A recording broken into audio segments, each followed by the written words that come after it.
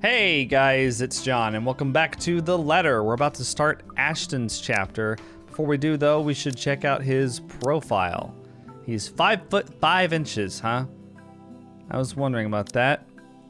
Because it seems like he's, just from the way people were talking about him, he's not that tall. I mean, Marianne was able to put her arms on his head. Kind of weird. Oh, he's the same height as Rebecca. Actually, Rebecca's 1 centimeter taller. Anyway, okay. Enough about that. He is 29 years old, a detective inspector. He's American Japanese. He's Christian, but non-practicing. So he's not really anything then. Bachelor's degree in forensic science. He likes taiyaki ice cream, Shirley, Ophelia, old-timey action movies and thrillers, kart racing, jazz and swing, Sherlock Holmes, and justice. There was little love between his parents, and though he grew up privileged, he found little joy in student life. He saw the standard testing system as a chore and considers his popularity among his peers to be an annoyance. Rebecca was the only one he considered a friend in St. Goretti, and he was no better when he went into university. If anything, his indifferent outlook got worse with his parents' divorce. He initially took law, but was quickly disillusioned by how heavy-handed and abused the system was. Forensic science, on the other hand, became fascinating for him. He served a brief time as a police officer before he applied to join Luxburn's Criminal Investigation Department. Early on, he was too eager to deal out justice, but his numerous years in service became quite the learning experience for him. Now, as a detective inspector, he's been assigned to his biggest case yet. We're finally going to find out what that is. And by the way,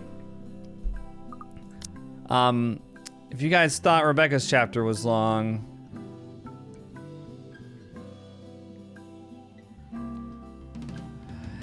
oh boy.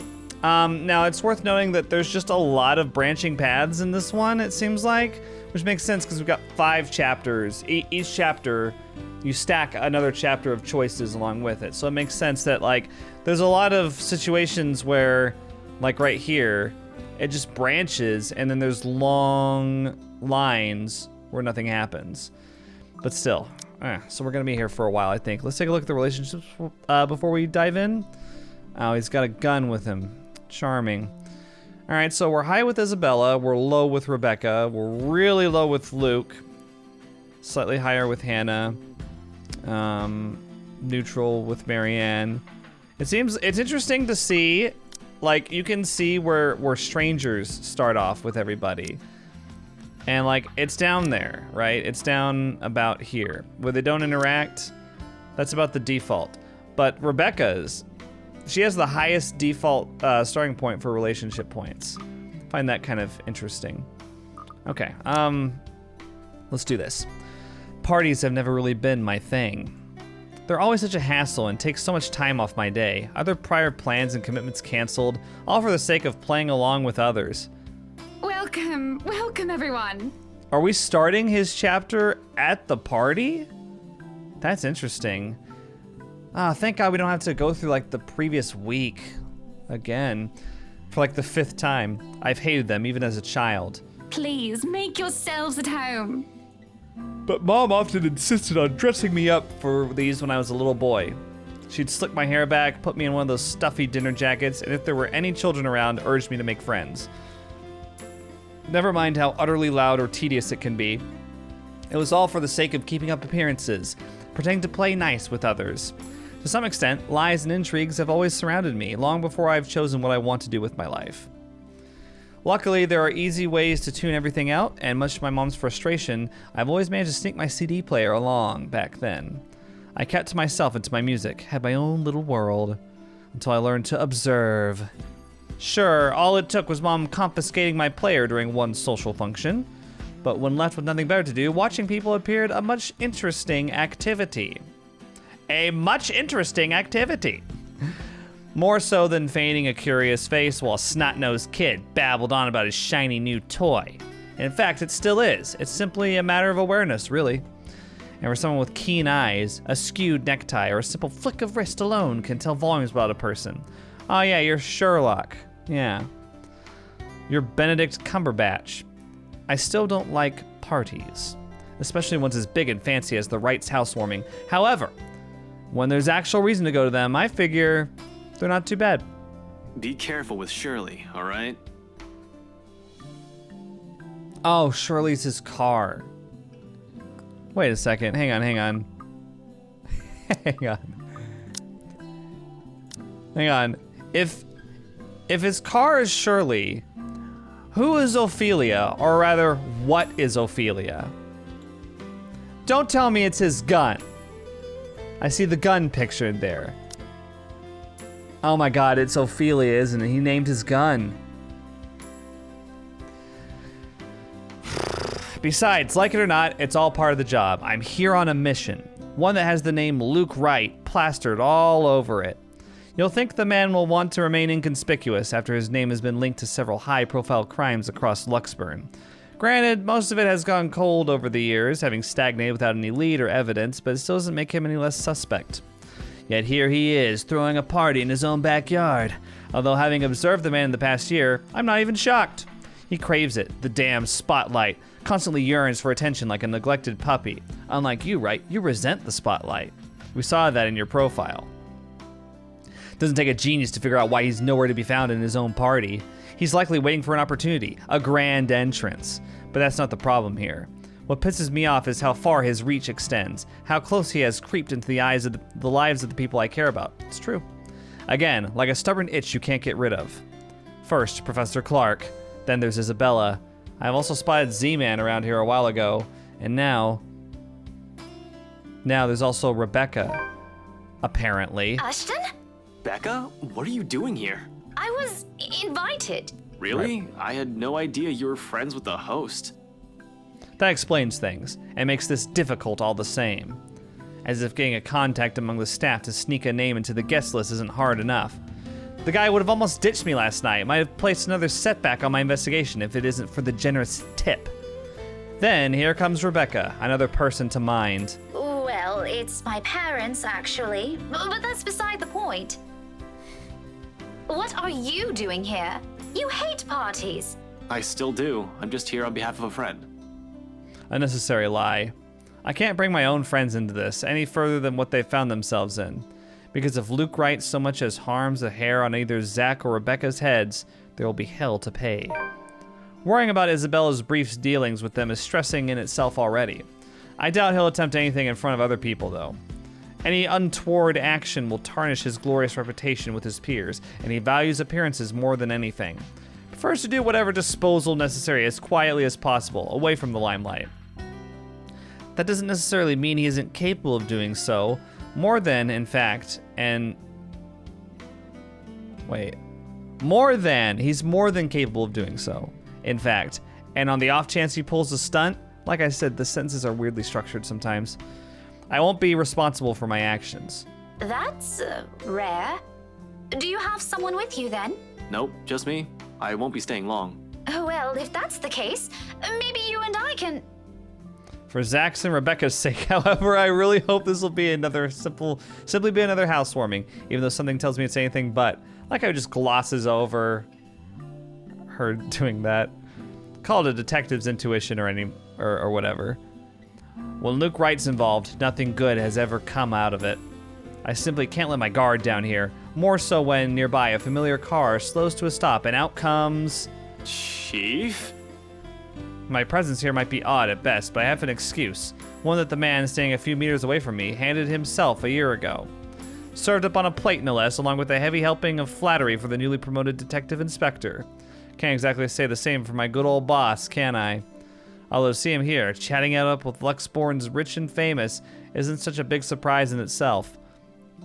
No disrespect meant, but the guy is obviously a social climber. What is surprising is the fact that he seems all too eager to mingle with a person of interest's wife. Just what the hell is he doing here? Ashton, what's... Sorry, Becca. I need to... There's something I need to check for a bit. I'll talk to you later. Do you have a ride home? No, I had to take a cab here. My car wouldn't start this afternoon. But what about... What the shit is going on here? I told you to get that old thing checked before, didn't I? You can head back with me after this. Anyway, I gotta go. See ya. Be careful, okay? Hey, be careful! About what I don't want to draw attention to myself either. At least not until he's given me proper reason to spoil his little party. Thank you for the invite, Anna. Husband still missing, I see. I should be saying the same of your darling Rochelle, Lee. The doctors again. For now, the best I can do is wait, blend in the crowd, and remain inconspicuous to cast less suspicions about myself. Zach and Rebecca, too, as much as possible. Even if it means having to pretend I don't know them, and forcing myself to rub elbows with people I barely know, let alone like. I can't involve them, especially with the added risk of having Chief here, whose motives are dubious at best. Wandering is out of the question this early as well, when there are guards and civvies stationed here and there to make sure nosy guests don't go about unattended. Going past them is something I can do with ease. With ease! But I'd rather not right now, when I'm one of the few snooping and roaming about. It'll be best to try and do so when there's a crowd of people. And if their interior designers' drunken claims are to be believed... Yes, well, what about Luke? He's talking about Marianne.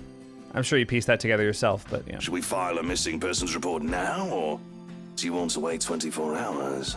He's around. 24 hours. You know, I can tell if someone's bluffing. Drink a glass of water, man. Like, clear that shit up. It'll all come down to how well I'll play my cards tonight. With a good hand, this party is going to give me the breakthrough I need to crack Luke right, or something to prove my suspicions wrong. Either or. Okay, so going with the card analogy. Does he like cards? Did it say that in his profile? He likes old-timey action movies and thrillers. Didn't say anything about cards. I thought maybe it was like a thing. Maybe find out what kind of game my boss is also playing. I've had an inkling before, a few hunches tempered down by how much of a bumbling fool the man appears, in spite of his rank in the force. But one does not simply deal with the rights and get invited to a party they host without wanting anything from either of the two. Or the other way around. So with the last wary glance at the two, I head into the ballroom where the party is at. You ended your sentence with a preposition. Shameful. It's not that big a deal. I just hope that this will not complicate things further. Shit. What? By the time the party comes into full swing, night has fallen, yet there still isn't a Luke right in sight. I'm aware, and likely the rest of upper-class Luxburn, how ostentatious the man can be. Frankly, I'm impressed. I don't even know how many hors d'oeuvres, that's how it's pronounced. Just blanked. I've gotten my hands on and stuffed my face with during the wait. I probably had too many deviled eggs in Volaven as it is. The servers are already giving me a stink eye every time I saunter over the buffet table. Blame your employer, not me. He's the one who has the guts to show up late. Besides, most of the guests' idle talk is concentrated in this area. Since I'll be stuck in this ballroom for a while, I might as well keep an ear out for any useful info a gossip might let slip. Despite standing in the same roof with the very people they're whispering about, some just can't resist. Is Suarez still fixing that tech problem? Tech problem. It's been 3 years. Sooner or later, the Blighter will put 2 and 2 together. Tech problem. He might have already. If the red tape I'm being slammed with these past months suggests anything, that or someone has been pulling the strings. I wouldn't be shocked. This case would not have been gone this long if Scumbag doesn't have a mule of some kind in the force.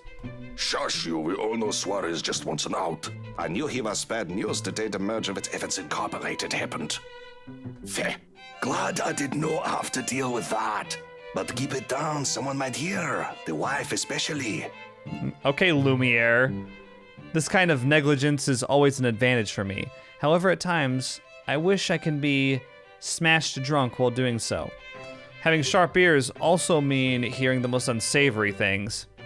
Who cheated on who this week? One person's motive for bashing another's skull against a wall, or a father's excuse for burning his own daughter alive.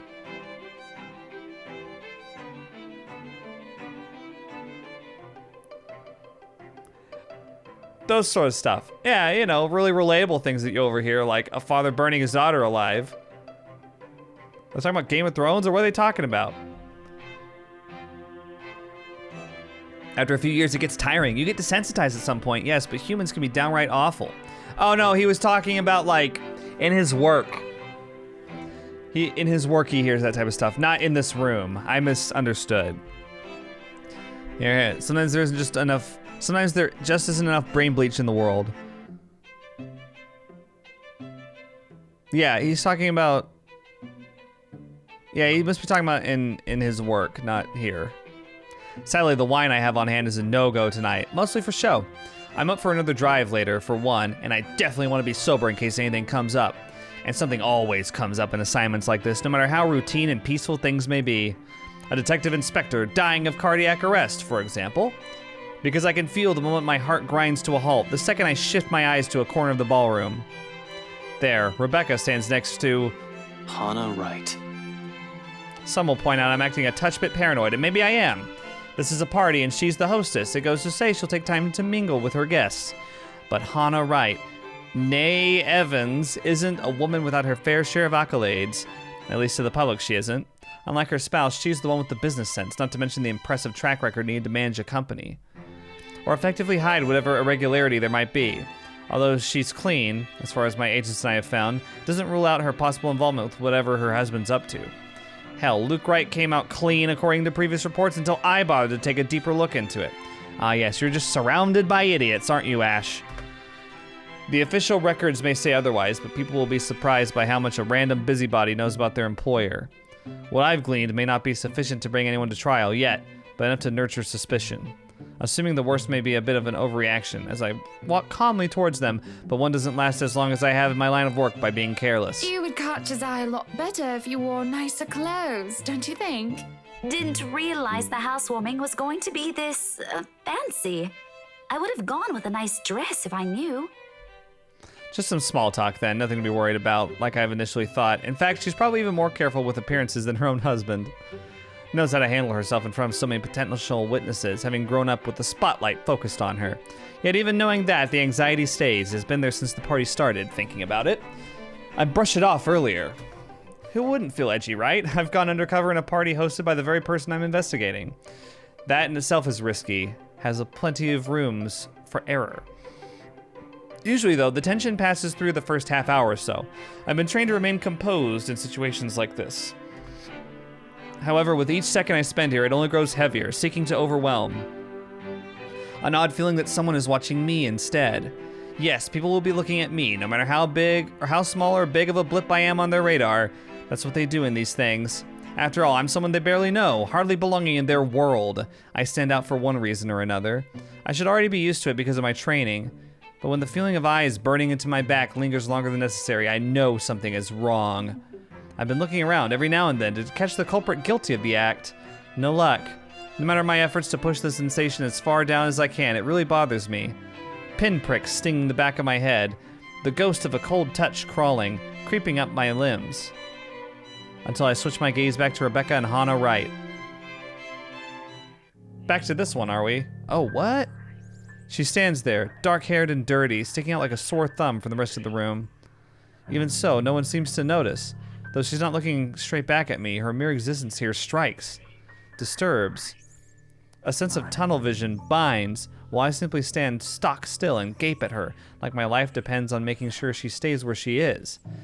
I feel trapped under her presence until another guest bumps into me, yanking me out of my stupor.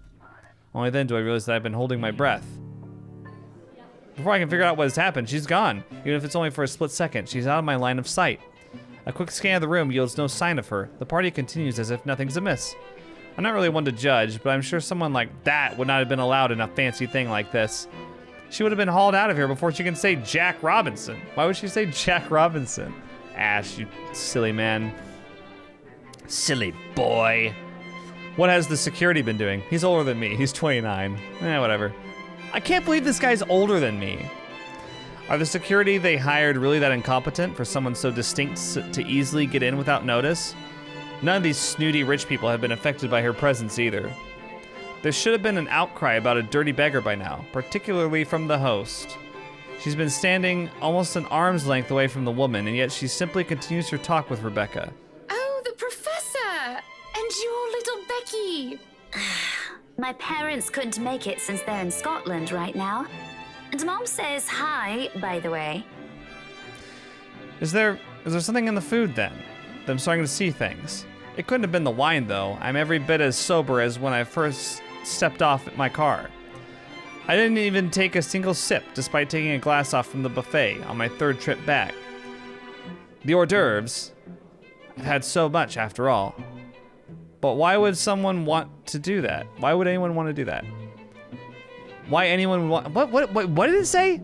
But why would anyone would want to do that? Okay, no wonder I stumbled over it. Why would Luke Wright want to do that? He's fishy, though I can't see why he'll ever think it'll be a good idea to lace the food he'll serve in this party, with a high-ranking police officer like Chief Lee on his guest list to boot. He has been linked to narcotics trade, yep. However, this is above him, that much I can tell. Unless there's a mass murder waiting to happen here tonight. Morbid thoughts aside, I don't feel any different. Can't tick off any symptoms of a hallucinogen in my system. Nobody else from the crowd looks like they've been doped up as well, and we've all been eating the same food. Both Rebecca and Zach appear fine to me. So, What the fuck was that? I really can't put it more eloquently than that. I know you can't, Ash. I know you can't. But there's no time to pull apart the meat of this mystery. Not when a telling silence comes upon the room and draws everyone's attention to the main doors of the ballroom. There, finally, Luke Wright decides to grace us lowly peasants with his noble existence. About damn time. Good evening, ladies and gents. Enjoying the party? He says the same thing that we've heard twice I hope before I'm now. not too late in welcoming you all to the Wright Mansion. I've been tailing this guy for a while now. Before that, I've heard stories from previous officers who have tackled this investigation. None of them are pleasant. Mind, I'm not counting the incident with Professor Clark, yet. Pleasant is glossing over the gravity of it. While Wright's good at covering whatever shady stuff he's doing, he's shown to be a real rotten guy. At least that's the case when he thinks none of his peers are around to judge him. I've lost track of how many counts of verbal abuse and harassment cases the guy can be pinned with during the time I've been watching him. Standing in the same room as him now doesn't make me want to punch him any less. Actually, they were just stronger this time, but protocols. My case, first and foremost. My own opinion of the man shouldn't get ahead of my purpose here. If I want to put him in his place, it'll be in a court with all proper charges filed against him. I'll only be able to progress to that once I gather enough evidence to pin this bastard down. Welcome, one and all, to our humble abode. Tonight, if you have yet to find yourself in your roles, you are all ladies and lords of the court of your king and queen. If you would excuse my presumptuousness. We're not excused. Okay, bye. So enjoy the feast that has been laid out for your senses, as we only allowed the best to be served. Enjoy the rest of your night, everyone. Suppressing my annoyance, I prepare to step away from the crowd that has gathered around him. Amidst the cheers and claps, now is as good a time as any to move. Try to find that something that McCulloch woman talked about. In the first place, I have no plans to actually shake hands with the slime ball himself. A fake smile is plastered on my face while I pretend to listen to one of the other guests gossiping about him. All while slowly inching out of the ballroom. Unfortunately, before I can get any further, the whole drama starts. Oh, this again. Are you feeling ill, Rochelle? Perhaps you need to sit down and... Rich people only have two ways to resolve their mess. Either they quietly deal with it behind closed doors, or they create an even bigger problem out of it, and it just blows up in everyone's faces, one way or another. Becomes a chaotic wreck involving the media and every muckraker the story will reach. Fun. No! Shut it, you munter! I ain't talking to you! I'm talking to this scumbag over here! You bloody bastard standing there with your smarmy smile! We literally just saw this, so I'm gonna kind of skip through it. Not even a few seconds in, this is already proving itself to be a big public spectacle. Why spend money on a television to buy daytime soap operas? You don't buy daytime soap operas, they just come on public television. You can just go to one of these and see the action unfold in real life. You get free food, too.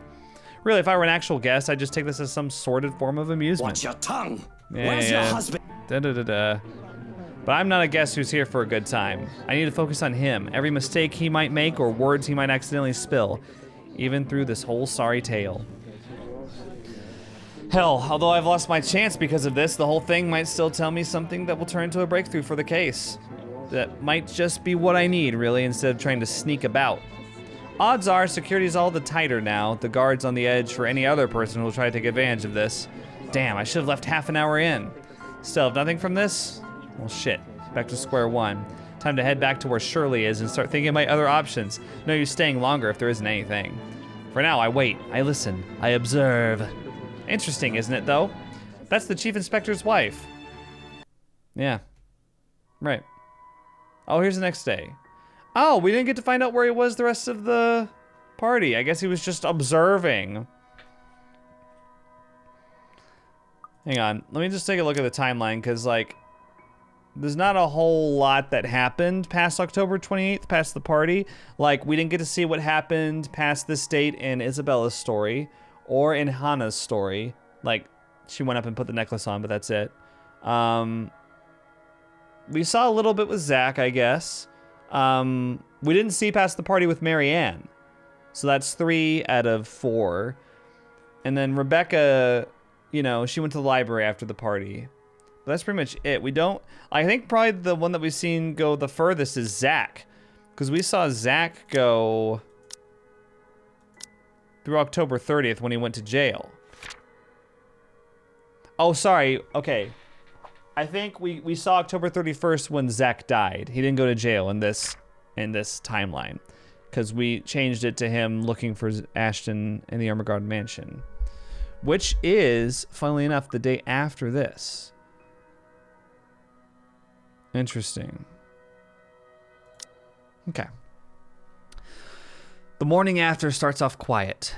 With the commotion from the night before, it's a little too surprising having to wake up this well-rested. Even the whole of Salem Well Residences seems unusually still. The open hallway, when I step out for a stretch, devoid of tenants out for the usual morning sweep of the grounds.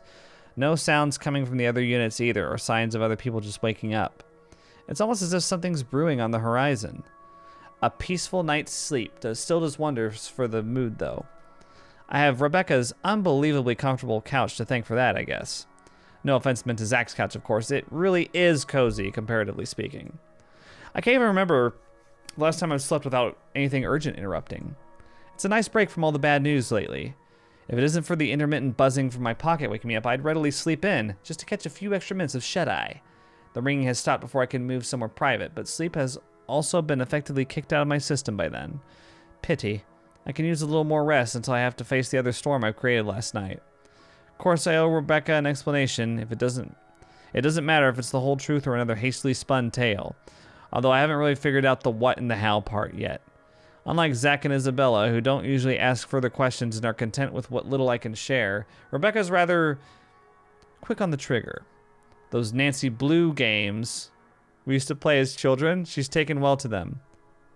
Wait, what? Hang on.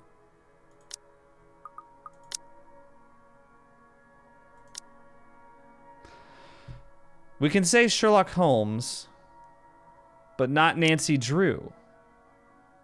That's interesting. Aren't Sherlock Holmes stories in the public domain now, though? I don't know. What do I know? Not to the same degree as I have, but still, keen enough to figure things out.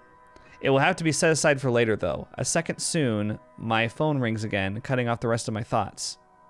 Sup, I'm Ash from Deluxe City. Baggers, watch out. Can't beat me. Looking for trouble?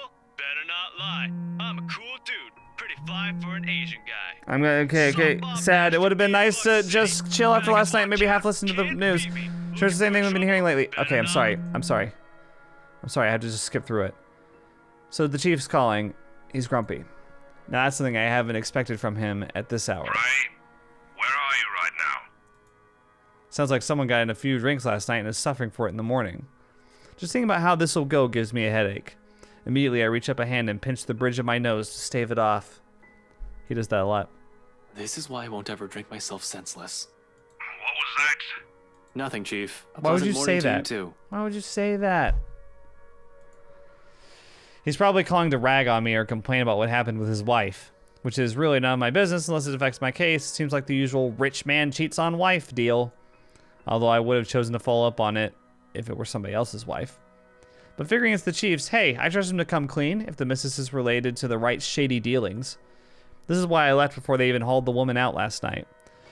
I'm not going to go around investigating cheating husbands and wives when it's probably just that. Chief appears to have a different idea in mind, though. There's nothing pleasant in the morning. Anyway, where are you? I told you millions of times before to keep your lines open. Yeah, we answered when you called, didn't we? He did, and not only him. Zach, Rebecca, Isabella, all of them have said the same thing numerous times in the past. But I was undercover last night. A phone call was the last thing I wanted to happen, when there are other things I need to focus on at the time. Besides, we have the radios and the work-issued phones. Why isn't he calling me through those if this is urgent? Just woke up, sir. As awesome as it is to hear your voice this morning, it really is early. If you could give me a few minutes just to wake myself up, that'd be swell. No need for that. This won't take long. Is something wrong? Am I needed at the precinct ASAP? Oh no, everything's good over there. Just... Look, kid. Frey. Don't take this personally, alright? You're fired. You're off the Luxborn firm case. Starting today. Well, I did not expect to hear that either. This must be some kind of cosmic joke. I allow some awkward seconds to pass. Chief must be pulling another one of his awful pranks. Out of his bad mood or severe hangover, maybe? That conclusion doesn't take too much brain power. Everyone knows that when given the chance, he exercises no control with his drinking. If it isn't for his wife causing a stir, he'll probably be trashed an hour in at the party. He has likely drank more after they've thrown her out of the ballroom.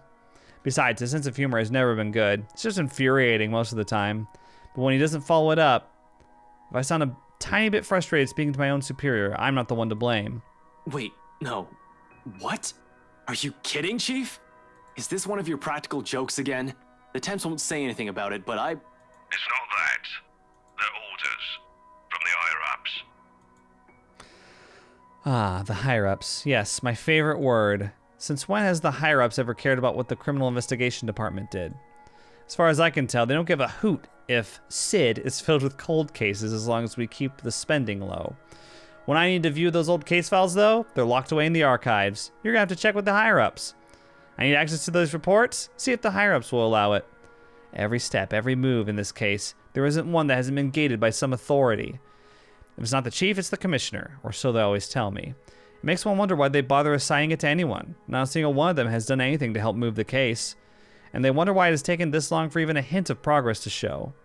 you can't just drop this on me. You can't just take me off like that. Yes, I can. And I'm sorry, Ashton. You're a good detective. One of the best I've seen in years, but... 3 years, Chief. 3 years. 3 years since that anonymous tech leak blew up. Since Luke Wright's name has been openly linked to several nasty dealings within Luxburn's corporate world, some of them involving deaths. 3 years, and I'm the only one who has made it this far. Made much progress officers with more experience haven't been able to do when they handled the case.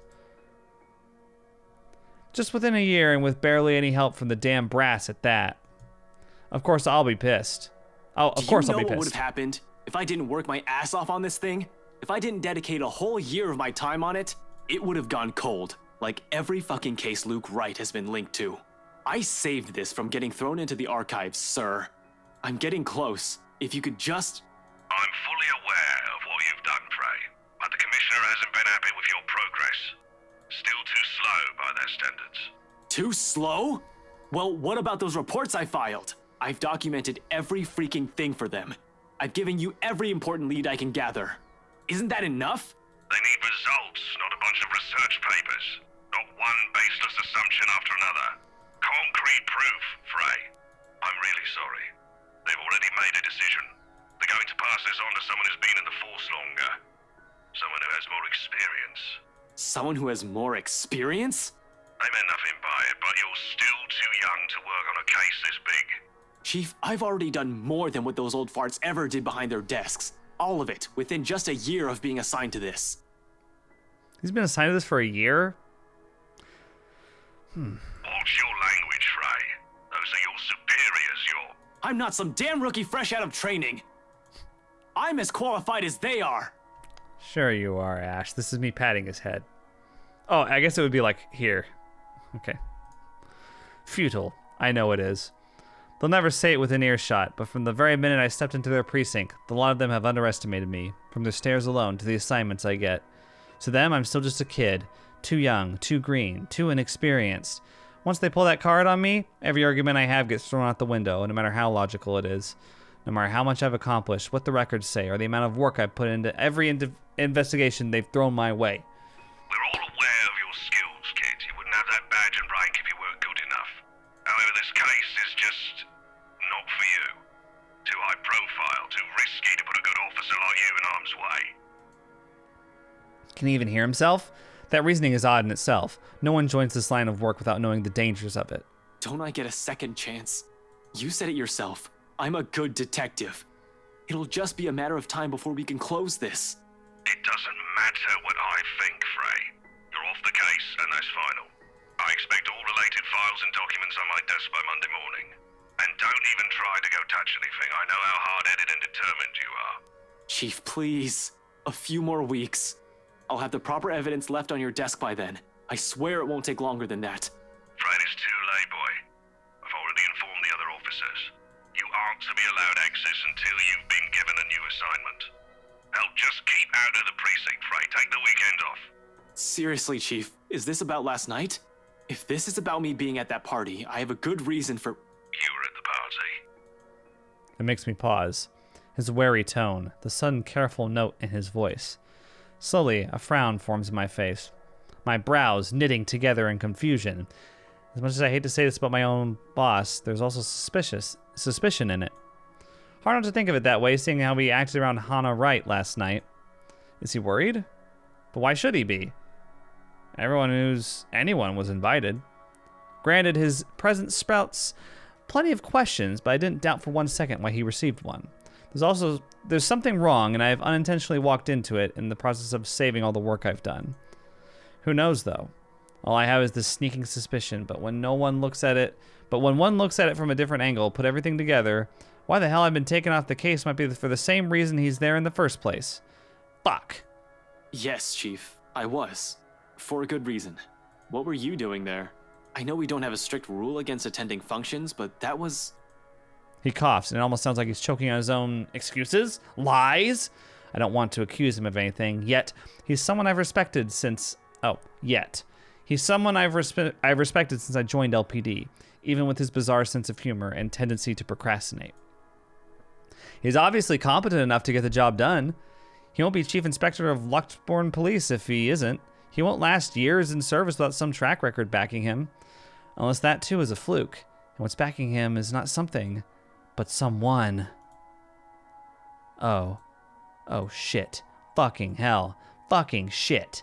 Chief Harvey, about last night with the... Why does it matter, Frey? This isn't about that. What does it matter?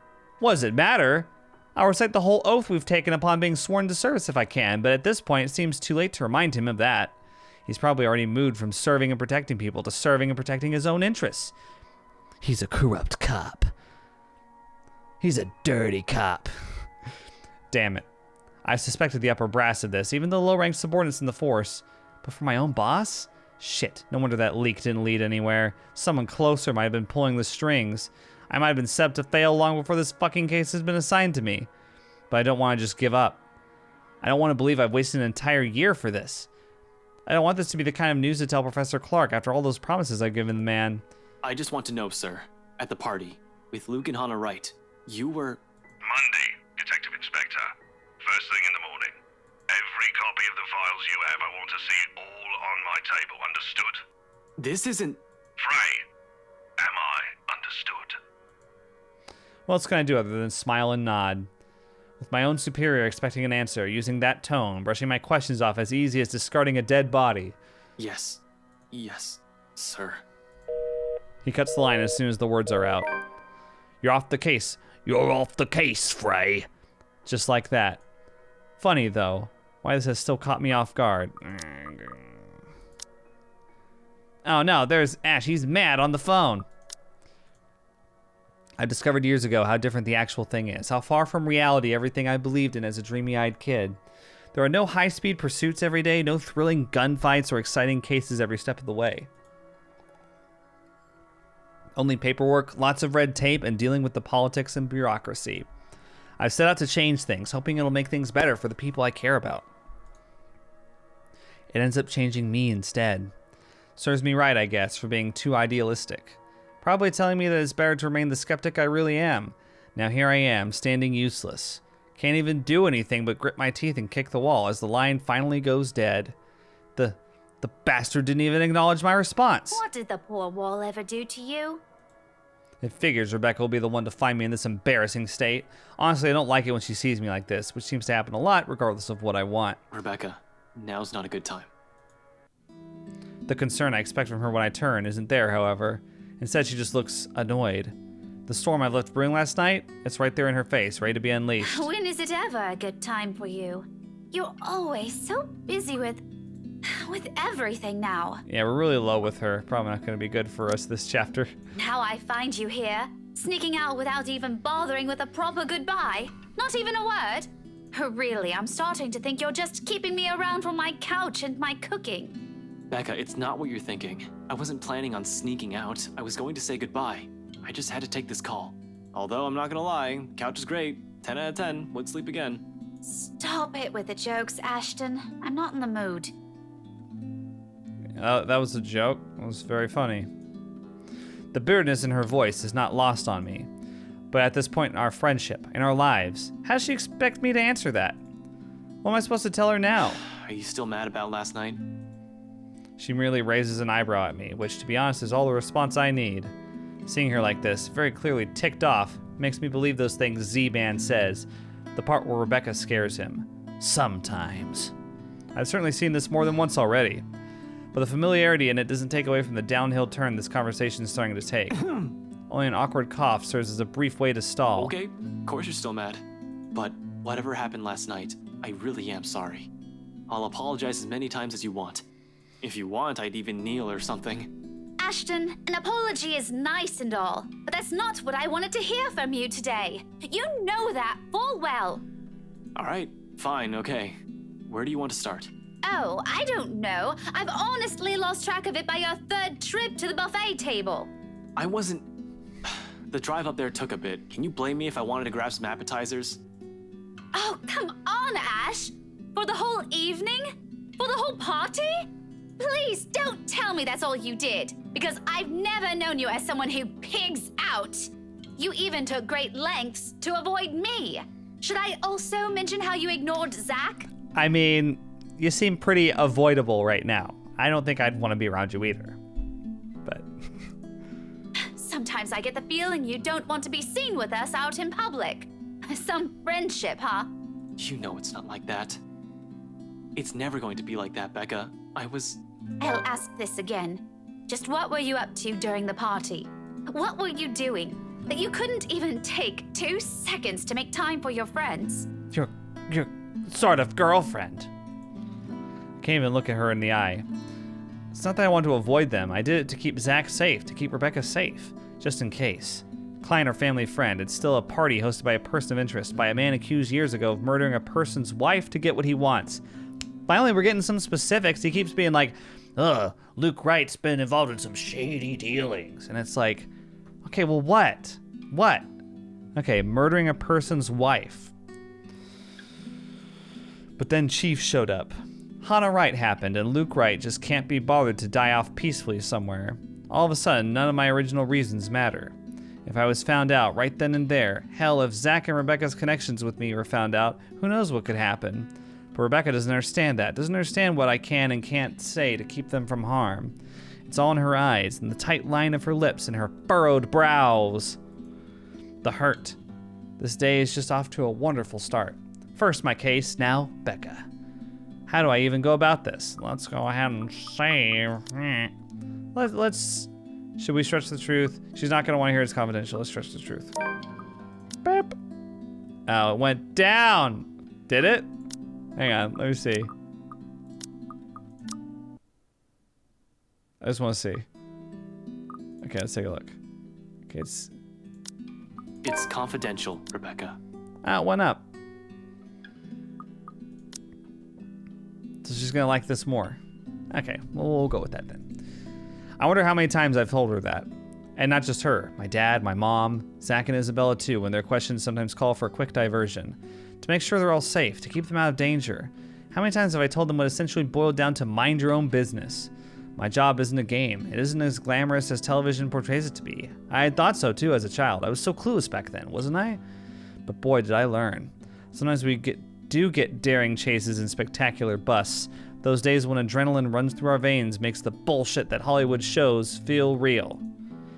It isn't always as clean cut as that, of course. We can never know how an operation might go. If we're lucky, we put the culprit behind bars. But it's mostly bad news, and if the universe feels a tad bit antagonistic, there'll be plenty of closed cases, dead ends, and dead bodies at our disposal. The good guys don't always win. Justice isn't always served. Investigation is not looking at a crime scene once to get a eureka moment. It's sleepless nights at the crimes labs with the tech guys. Messes me up. Crime labs, not crimes lab. Crime lab, whatever. With the tech guys. It's several days wearing the same clothes with Chinese takeout stains because I'm staking out a place. It's frustration when bureaucracy hinders you from looking into a case any further, or when you know the suspect is guilty, but when they get away scot-free on a technicality. It's seeing anger and pain and despair with every case, facing a crap load of paperwork, and what we consider a good day. I know you have a mountain of questions, but I've told you this so many times before. I can't say much more than that. Still, the look on Rebecca's face, the resentment and the pain, it hurts me as well to think that I'm the cause of that. It's a familiar one too, something I've seen a lot over the years. I wonder how long it'll take until Zach starts giving me the same one, or until I've hurt Isabella in a way that apologies won't ever be enough. What a mess. I'm a mess, and it's the people close to me who have to suffer for it. I guess, if that's the case, there's nothing much I can do about it, can I?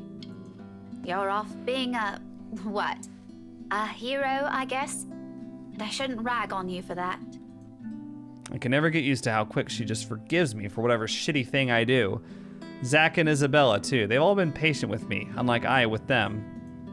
I didn't imagine that Ash would be this self-aware. It seems like he's... I mean, with certain things. With other things, he's clearly just whoosh. I don't deserve any of them for the kind of person I've turned out to be. Okay, don't turn this into a pity party, though. I'm hardly a hero, Becca. I'm just... Ash. Yeah. I expect a retort, another one laced with bitterness, underneath the light tones she keeps. Instead, she laughs. You know, we've got a horrible relationship status, but she's laughing. Half-hearted, with barely a hint of cheer in it, but it's a laugh nevertheless. I honestly don't know what to make of that, what to do with myself upon hearing it. It's almost like the mere sound of it is meant to pierce. The least you could have done is tell me. Maybe I could have helped, kept an ear and an eye out for you. I don't know. I could have been Irene Adler, maybe? Her smile doesn't quite reach her eyes, but the mask, she tries so hard, for me. Putting up with me like this, I have to give her a smile back, though I imagine it comes off in the same unenthusiastic note as hers. It's far easier to slip back into banter when it's like this, to just brush off and set aside everything. At least this way, we wouldn't have to deal with the awful things. The woman? Don't flatter yourself. Nancy Blue, more like. Her sidekick would beg to differ, Ashette. I can't stop a wry grin from forming in my lips. She probably still has the photo from that contest, keeps it in her old diary. I can never find either of the two anymore, and I've threatened to burn it. I've never brought it up again in the hopes that she'll just forget about the whole thing. But the small smile on her face says a lot. Those were good times. A lot simpler, a lot more peaceful. Now things have changed. We're no longer the same people we were as kids. Growing up together doesn't mean it always has to be just the two of us in the first place. It's a dumb notion to believe in when nothing ever remains constant. Things will inevitably change through the years. In fact, it already has long ago, not just with the people we allowed into our respective lives, but also within us as a person, as friends, as a human being. It really does get complicated as we get older, doesn't it? Not everything has to be, though. Even if it'll take form in a promise, I have no idea when I'll be able to fulfill. I swear, I'll explain when it's all over. The silence afterwards brings an even heavier air between us. Something Rebecca, thankfully, doesn't allow to linger more than necessary. I suppose you have to go now, huh? The situation is always awkward as it is. Prolonging will only make it more... what? Difficult? Messed up? As if it isn't already. In some way, the lack of words is already an understanding in itself, that it's better to leave things for now and talk about it when the wounds are no longer fresh in our minds. At least it's something we both outwardly agree on at the moment. Back to your case again? I don't really have to. I have no case. As far as the job is concerned, I have the weekend off until I have to report to Chief on Monday. Although I don't want to just throw in the towel on this. Orders are orders. This isn't like the movies. I don't get to say, fuck off, throw my gun and badge at him, become some vigilante, save the day, and get my job back. I'll sooner get my ass thrown in jail than do any of that. What about the rest of you, though? Okay, sorry, bad joke. But it's also not in my nature to sit still and do nothing. It'll drive me crazy if I just idle about. Besides, Professor Clark has to know about this whole Luke Wright thing. Yeah, I need to go talk to Professor Clark. And there's something else I need to look into. That other matter she mentioned last night, specifically. Things even the news have been blasting out to the general populace lately. Evening, afternoon, morning, all deaths with the same modus operandi. Blamed on a single serial killer. Or is it still the case? Found dead in the early hours of the morning today. Oh, you just happened to hear the TV, right. The fire was contained within the room and no other tenants were harmed, according to Luxborn police. Frankly, there's only one lead we have on this at the moment. All of the crime scenes where the victims have been found have also been vandalized with the same message as that letter. It is something, though nothing substantial to go by. Granted, I can bring up the letter Isabella found in the mansion, but chances are they will just pass it off as a coincidence. And coincidence is never substantial, never enough in my work. There must be something we haven't seen yet, and the culprit has simply exploited those urban legends to hide his crimes. Relatively speaking, we're still grasping at straws as far as those murders are concerned. I hate the phrase grasping at straws. Stupid. I'm not even the one heading this investigation, yet look at me treating it as if it's another high-profile case on my shoulder. How sad is that? Even LPD doesn't have an inkling on what we're supposed to be looking for here. As fascinating as this inner monologue is, can we please get the wheels moving? Although all three of my friends have mentioned seeing something strange, I don't want to go into that line of thinking for now, particularly with how much every news outlet has blown this up. Not yet, not until I've exhausted every logical reasoning and argument I can throw at it. To tell the truth though, I don't know how to take all of this anymore, but I've already given Isabel my word. It'll bother me more if I don't follow up on a promise I made to her, and after Rebecca's claims last night, I'm not so sure now if the decision's meant to pacify or a part of me is just desperate to put a stop to these deaths. It also goes to say that there won't be enough sarcasm in the world if what they're saying is true. Isabella's laughter already echoes in my head, in fact. Figures. What else can it be? It's not another case. It's something else. That issue Isabella mentioned yesterday morning. I'm sure you remember. You were there. Well, at least you're not neglecting all your friends. Becca, I promised her I'll... She doesn't wait for me to finish. With a roll of her eyes, she turns around and shuts the door in my face. I mean, it's not surprising. I have no idea what I've said this time, but... I probably deserve that. We're just gonna have to mend this some other time. By then, her temper's sure to have cooled off significantly. Where is it? Oh, no. Her displeasure remained evidence on her face. Hopefully. What's happening here? For now, I can't laze around. Gotta attend to things that matter more. Professor Clark first, deliver the bad news, then that issue with BRC and Isabella. Maybe I'll also drop by Zach's, check on him, hear what he has to say.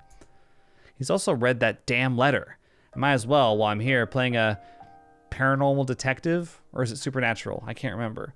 This certainly isn't something I'll bother with on my free day.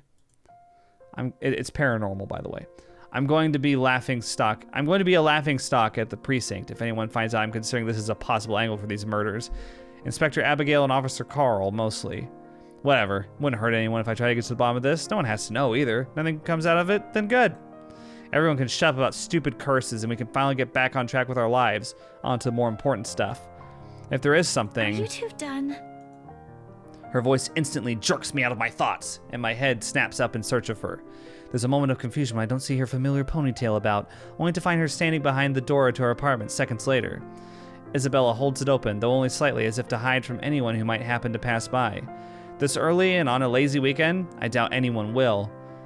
But from the gap and what little light there is behind her, I can make out the appearance of someone who has just clearly gotten off from bed. Hair in complete disarray, eyes still heavy with sleep, and a small pout on her lips. I can tell why she doesn't want to be seen by anyone yet. She hasn't even gotten out of her pajamas. I look away long before my sense of decorum kicks in.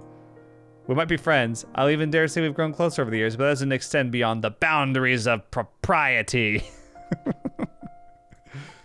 Oh my God. Her pajamas. The indecency. Christ. Even Rebecca never greets early visitors in her sleep clothes. Though maybe it's our fault why she's up this early, checking the ones making the ruckus outside her room. Still, heat makes a slow crawl up my neck, one that I quickly downplay with a solid cough. That cough was solid. Isabella, you're up early. Oh. You're in your pajamas. I hope my nose doesn't begin to bleed. Lame. No, I'm not. I'm usually up at this hour. You're the one that usually sucks at getting up early. That's true. Says the person who looks like she's just fallen out of bed. Let's flirt. Why don't you call her Scaredy Cat again? That'll get her. Instead of the usual quip, she simply looks away, averts her gaze to some point beside her, and although it only flashes briefly across her face, an expression of hurt flickers in her eyes. It disappears the second she turns her attention back to me, but that fleeting moment has sent a worried churn in my stomach. I've seen it on her plenty of times before, just never in a manner that unsettles. It feels, I don't know, off this time. I didn't say anything wrong, did I? Hey, are you... Anyway, was that Becca with you? You both sound like Mama and Papa when they fight. You're awfully loud. If we get another memo from the landlady, I'm asking the guard to ban you from ever entering this place. Me? Becca's the one almost shouting. Yeah, well, she lives here. You don't. You have no excuse. You're the suspicious-looking person. Thanks. Glad at least one person appreciates how I pretty up this place. Don't flatter yourself. This place would be so much better without having to see your face every few days. She follows it up with another pout, but her ruffled appearance, particularly how puffy her eyes are, I noticed just now. What kind of detective are you? Take away from the intimidating effect she's trying to exhibit. In the first place, she's not the kind who looks terrifying. Rebecca's more than capable of pulling that off. Isabella, not so much. She's going to have to try harder than that. There are times when she can and does, though only on a bad day and when she means it. Really, right now, she just appears more like an angry puppy. I might have laughed had it not given me another nagging sense that something is definitely wrong with her. What? Has she been crying earlier? That is worrying. She rarely does that. The only time it happens, the one time I've ever seen her genuinely tear up over something, I think it was after Devlin Court, the night at the bridge. I want to ask. She seems determined to keep it to herself, though, and the moment she senses the question coming, she deflects. Changes the subject, cuts me off, faster than I can weave 2 words into a proper sentence. Belle, did something... About yesterday, Ash. The things we talked about. Do you think we can take a look at it today? We? I never said you're coming with me. Don't worry, I didn't forget about it. You'll be the first to know if I find anything. No, I want to go with you. I'll be ready in a few. This won't take long. Isabella, you really don't have to. I can handle it on my own. You'll just... I won't get in the way, I promise. Besides, maybe I can help. You know, if there are files you want to check. I don't like what she's implying. It's true LPD is having a hard time with this, but taking Isabel with me, it's out of the question. Under normal circumstances. You're the one who's going to get in trouble if you do that. You said it yourself. You need information, and I can help you get that. And it's not like it matters anymore. I just don't want to stand around doing nothing today. There it is again. The slight shift in her eyes, the mild crease forming between her eyebrows, and the mild slump in her shoulders, while she crosses her arms tightly around herself, like she's shielding herself from whatever painful thing there is out here. I have plenty of reasons why I shouldn't let her tag along. First and foremost, she's a civilian. Second, I have no concrete plan of action yet. I'm going into this blind. No matter how I look at it, it's simply better for her to just wait without being dragged into what might be another one of my failures. Her assumptions might be a dead end for all we know. But seeing the expression on her, hearing her speak those words out loud, in a desperate, almost pleading tone, I can't bring myself to say no. So, I allow it. I give in, because right there, I see myself in her. The person who doesn't want to stay idle, who doesn't want to think of the problems haunting him. All right, 5 minutes. What? You're timing me? Well, I can't wait forever. I'm a very busy guy. 4 minutes and 45 seconds, Isabella. I hate you so much. I'm taking back what I said last week. You haven't changed at all. 4 minutes and 30 seconds, 29, 28. I'd hurry if I were you. Ugh, you're awful. I hope you never get a girlfriend. What does that have to do with anything? That's a random strike to aim at him. She slams the door right after, although my chuckles, the laughter, and the lightness of it linger. With her, those have always come easy somehow, even as the echo of it dies down and only the ghost of a smile remains, and as I stare at the closed door of her apartment. It's not like I'm looking for anyone else. What? I want to tell her. It's not because I can't. I won't. I'm the one who has chosen not to until I fixed myself. Oh, God. Until I found myself underneath all that guilt and those lies I've been telling all these years. Because no matter how heavy the weight of these feelings are, I'm not yet worthy of them. Of her. Until then, little words and gestures are the only things I can offer. Minor stuff such as digging deeper into this thing with BRC in order to ease her worries. I'm not even sure if this will bear any fruit. Unlike with the firm case, which I have already proper leads on, I'm just going by her word on this. Speaking of the Luxburn firm case, I still have to inform the professor. The apprehension's there for sure. I made a lot of promises to the man, and I would have preferred to tell him in person, and not over the phone. But it's better for him to hear it from me, ASAP, rather than from an outside source. The railings offer a steady brace while I wait for him to answer. I like to think I can do this without losing my nerve. My grip on the bars surely tightens, though, once the call connects and his voice rings from the other end. Oh, no, not today. What? What was that? Ashton? Not running today, Professor? Wait, well, his next line is, ho ho, not today. He's usually at the park on late Saturday mornings, as long as it isn't raining cats and dogs. Ashton, come on. Oh, no, not today. That's his next line. Interesting. Keeps him young and healthy, he says, and he's certainly fit for a man of his age with a sedentary job. Now's a good time as any to get a few miles in. We've been having rather odd, pleasantly sunny days as opposed to the usual gloomy, rainy Luxburn ones after all. If you want to run on the pavement rather than on the treadmill or without going home sopping wet, might as well take advantage of the strange weather. Ashton. They're swapped. That's so weird. He's definitely at the usual place, though. Cheers and laughter, likely from children and families, filter through the receiver. During days like this, I can easily picture the sound of it lending the park with a kind of warm atmosphere. I tend to avoid it precisely because of that. No use dwelling on the could-haves when it's already been done. Mom's doing well with her career. Dad's also fine the last time I checked. Although neither remarried, they're both content with their lives as it is. Ash, you think a lot. That's a lot of reading. I'm probably the only one still caught up with it, hence my aversion. But all in all, it's still a pleasant sight to see if you're the kind who takes joy in such sights like Professor Clark is. Just thought I'd enjoy the nice weather before it takes a turn for the norm again. And to what do I owe the pleasure? The guy certainly seems happy right now in any case. He sounds like text-to-speech almost. I almost don't want to break the news to him. His cheerful tone, I don't want to ruin that. But it's better to get this off quick, as long as he doesn't shoot the messenger. He's not the type. However, long-held resentment can change a person, even someone as mild-mannered as the professor. I was hoping to talk to you about the case. I suppose I'm just the downer today. As soon as I say those words, he immediately pauses, the lightness in his voice gone in an instant. Every time we've talked about this in the past, he does that. He's probably trying to gauge the situation based on the tone of my voice. Perhaps it is a good thing I'm delivering this news through the phone. Who knows what he'll see in my face and my mannerisms. The art of keen observation, I've learned it from the man. It goes to say he already has an idea of what this might be about from my manner of speaking alone. You aren't in trouble, are you? For a second, I hesitate, looking at the dirt beneath my shoes, but I manage eventually. After a long, ragged draw of breath, I pick up where I've left off, though still fumbling with my phrasing. Well, I'm in a bit of trouble, if you can call it that. Ashton. He only assumes that tone when there's a reprimand at its heels. But I'm not in danger or anything. You've said that same excuse a million times before, Detective Inspector. That exhausted rasp in your voice tells a different story. It's nothing like what you're thinking. Don't worry. I was taken off the Luxborn firm case.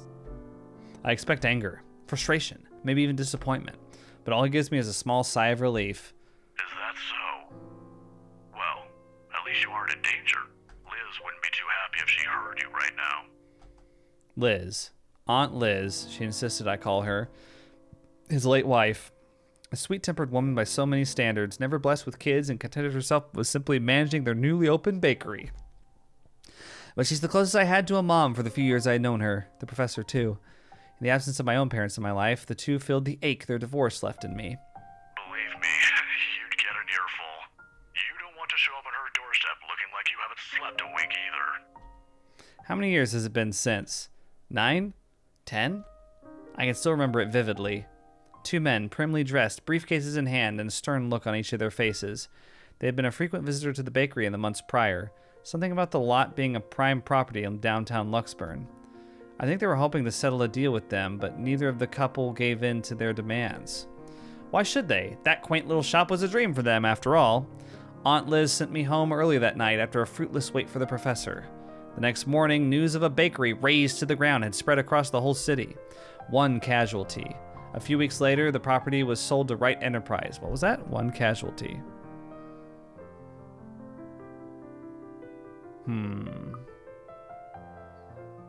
The property was sold to Wright Enterprise.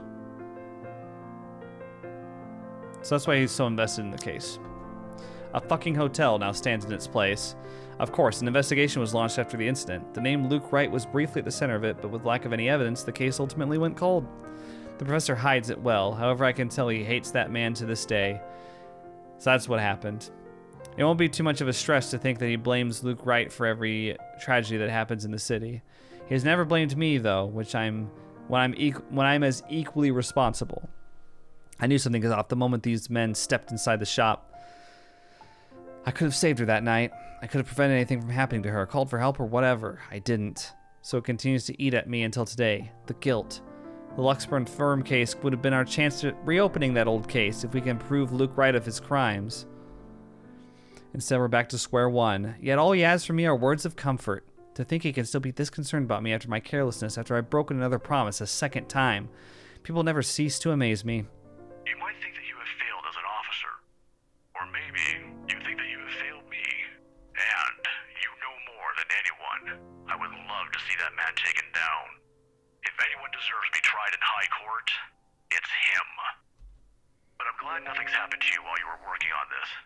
That's what's most important. I'd hate to get news like that again. He stops.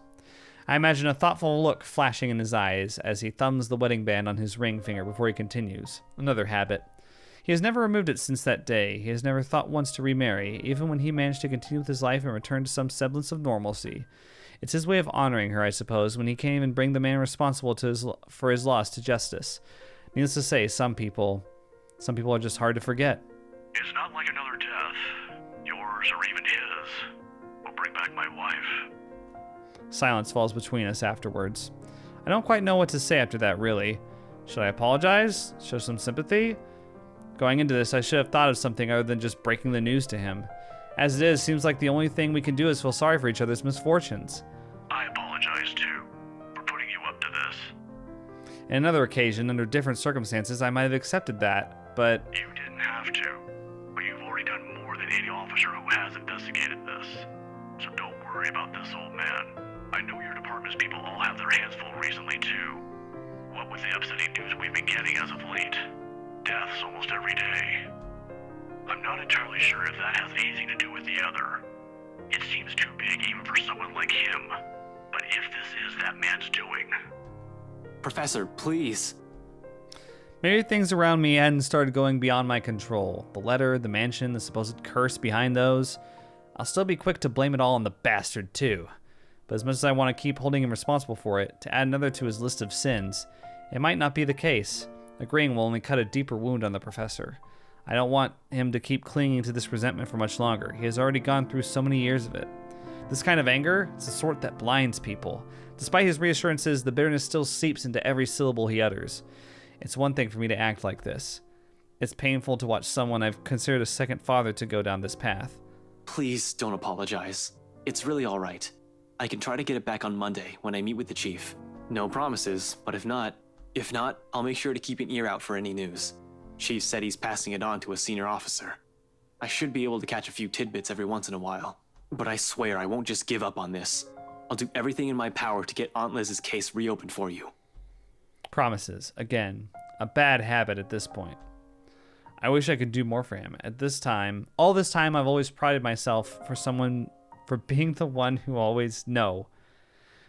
Okay. All this time, I've always prided myself for being the one who always know. All right. I'm not so sure anymore. It seems to be far from the case now. Because suddenly, aside from the Wright and the murders plaguing the city, I have ghosts and curses to worry about. Those are things completely out of my depth. I'll ask the professor, that's his area, albeit from a cultural and psychological standpoint. But how much of an insensitive jerk can I be to ask for assistance while giving him none of my own? I don't even know how much of this I can look into. Before, these are just the stuff of legends, stories. Professor Clark's right in some way. This will be much easier if Luke Wright is to be blamed for all of this. At least finding evidence for that will be a breeze for me, and I'll be all too happy to put him in a place he deserves.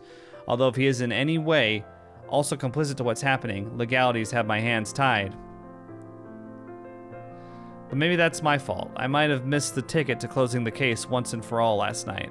If only I've done a better job of during the party. But then the commotion. There was Hannah Wright and Rebecca distracting me from my purpose too. I'll include that gate crasher staying behind them as well, even though it's only for a moment. So many things have gone wrong last night that I've lost my focus and... Hold on. This isn't a prank! I saw something! See? This is why I didn't want to tell you guys. It's not a joke!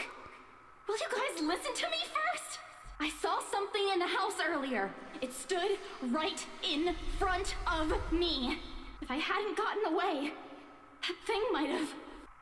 Last night at the party. But it's real! What do you think I saw? It happened after, when I was trying to get away. I almost got stuck in the same room with that thing. We're all in danger. I thought you were my friends. Why don't you believe me? That woman. Why don't we all calm down first? I'm sure Isabella has her reasons too. No need to be hard on her. Shit. I like how it reset the time on the phone. And that's what Isabella's been warning us about. It was the same ghost Rebecca talked about last night.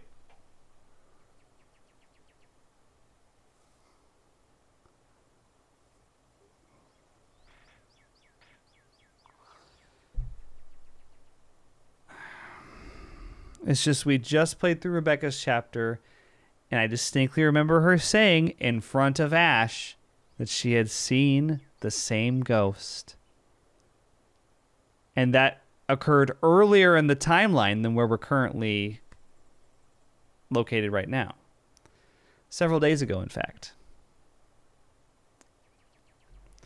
How many of these instances have I dismissed since reading that letter? How many have I passed off because of fatigue or lack of sleep? Even last night, a hallucinogen lacing the food was the first thing I've considered as the culprit for what I've seen, purely because that's what my training dictates. It's what I've grown used to. It's the setting the gears in my head automatically take in a situation like that. Of course, in spite of these suspicions, I'm not discounting all of that yet until I have enough information. Something to form a conclusion, proof, and whatever form it may come is what it should be. But thinking straight is impossible when all of a sudden all your beliefs are being upturned in the most violent way possible at that. Cognitive dissonance at its finest. Jesus, I need a sounding board. I need to talk to someone, and yet you're on the phone. You're on the phone still. And Zach's the best person for that. Is he just sitting silently during this entire time? I have to go, Professor. Oh, sorry. I don't have time to say any more than that. No time to stop and listen to what the professor has to say, as I cut the call short. In the same second, Isabella emerges from her apartment, fully dressed and ready to go for the day. That was way more than 4 minutes, by the way, Isabella. As usual, she greets me with a smile, but it falls just as fast when she catches a glimpse of my face. Are you wearing the same pink blazer and jeans and yellow shirt that you're always wearing? Shame. That would be the first comforting thing I see today. It annoys me that I'm partially responsible for the word line replacing it. I have no idea how I appear to her right now. Must be close to a picture of someone choking or dying because there's nothing but concern in the first words she speaks. Ash, are you... Do you need to go to the bathroom? Yeah, no, I don't, okay? But we should hurry. Come on, don't forget to lock your door. Seriously, you look like you're about to fall over. Are you all right? Because if you're planning to faint right here, I won't be able to carry you. Yes, don't mind me. I just remembered some stuff from last night. I need to talk to Z-Man about this. Mind if we drop by his place first? Shouldn't we call him? To let him know? It's still pretty early, though we'd probably arrive there around noon. Also, what do you mean about this? Is Zach... He was also there when I opened the letter, right? He read it too. I'm sure he's fine, but it wouldn't hurt to check on him. To make sure. See if he'll say the same things you told me yesterday. If he's also been seeing things. If it's also the same woman I saw last night. Finally, they're piecing this together. Okay, as annoyed as I have been with Ash over the course of this game, visual novel, whatever you want to call it. Finally, we're piecing things together. So it's hard not to appreciate that, in spite of how much I don't want to. I'm not saying there's really a curse yet, but we have to look at this from every possible angle. And don't worry, he won't mind. He's probably just watching TV right now. Let's go. Okay, but speak up if you're not feeling well. You really look like you're choking on something. You didn't have to do this for me in the first place. You know it's not as simple as that. We head down to my car in record time. Not a single second wasted to hit the road and drive to Zach's place. If any one of us, other than Isabella, who knows anything about what's going on, who can help us sort the muddled mess my mind is, it's got to be him. He listened to her. Okay. Well, that is going to be it for this video. We ran a little bit over an hour. I usually try to stick to about an hour. Oh, there's Isabella in her PJs and her sleepy clothes. It's funny. Anyway, so yeah, we're gonna continue though with more of Ash's chapter next video. Thanks guys for watching. Bye bye.